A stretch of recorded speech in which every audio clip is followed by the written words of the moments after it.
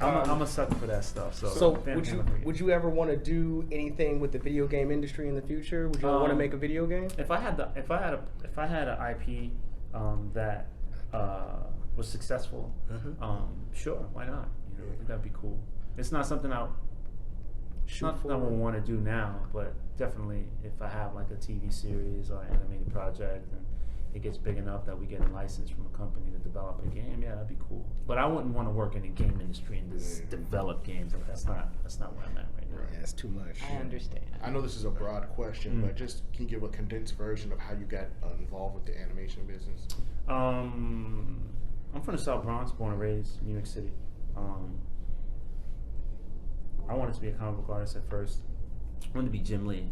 And I think that's because comics were just cheap to make. They were accessible, they're cheap. We like to draw stable, folded comic, right? Yeah. So animation wasn't something that didn't fall into my lap until I became a bit more educated, a lot older as a teen, when I started watching it more. Because animation, you know, growing up in the 80s, that was on television.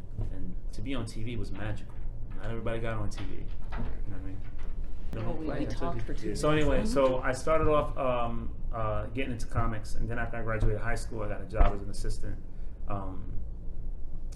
designer at a children's accessories company that did licenses for a product for Disney and Nickelodeon. And then my style went from Jim Lee to animation because I had to work in that style. And then the advent of Flash, McGruder Flash came out in the late 90s.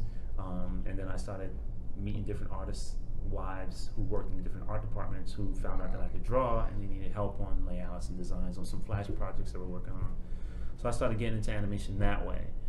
Once I was done with that, the dot-com boom hit in 1999 in New York City, and then the dot-com boom crashed in 2000, and then I started freelancing for Tape House Tunes as an assistant animator on Lizzie McGuire, and then doing some freelance storyboard art, and then 9/11 happened, and then all the work dried up, and then my mom passed away, and that really changed me, and I left New York City to go try and pursue my career in comics again.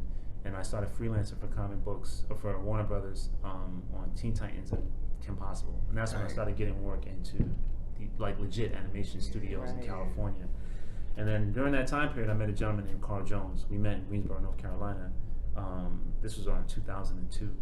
And he and I became really close. I got an opportunity to work on a animated series pitch for Rockefeller Records, state property, Beanie Siegel, recording artist. And the guy that was running that project, he and I worked together at a dot-com company when I was doing my Flash cartoon. But I was too busy. I was working on a comic book called Arcanium and the Ninja Turtles at the time. So, and I just wasn't interested in doing the series Bibles anymore, but my boy Carl could sketch. So I decided to have him do the character designs, and I would just supervise the designs, fix things, and they built a relationship. Carl and his wife eventually went to California because his wife wanted to try and get an enrollment at a design school in California. She was willing to move her family out there, but he didn't have anywhere to stay, so he stayed with my boy Brian. He stayed with the guy that set up the Beanie Siegel thing because he was living in California too. And I think the story goes is that he met, that's how he met Aaron McGruder. And then once him and Aaron McGruder became attached at the hip, they started doing a comic strip together in 2003. And then he and I stayed in touch. He was like, yo, we're about to do a cartoon. Aaron's having a hard time finding black people who could draw anime and hip hop and do it really well, not fan art bullshit.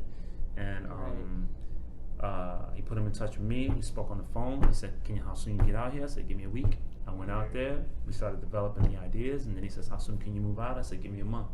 And in 2004 of August is when we started developing the Boondocks animated series. And then I eventually moved in September. Boondocks dropped in November of 2005, and you know that shit was a meteorite. Yeah, you know? Official. And I was trying to do my comic book Cannon Busters at the time, and the Boondocks came. I just no way I could finish it because the show was so demanding. I did 2 seasons of that. I left after season 2, so that's kind of a Cliff's Note version of how I got into animation. Comics, random encounter at a design firm led me to some opportunities in Flash animation, which that work led me to actual real animation work. And when I was doing that freelance, I tried to get into comics, met individuals that kind of led me to work on the Boondocks. And the Boondocks is largely why I'm where I'm at today. It allowed me to work at Cartoon Network and Warner Brothers and Nickelodeon. That's a resume builder. Yeah, it allowed me to leave the country, you know, to move to Korea. I was there for 3 years. And that's how I got into games.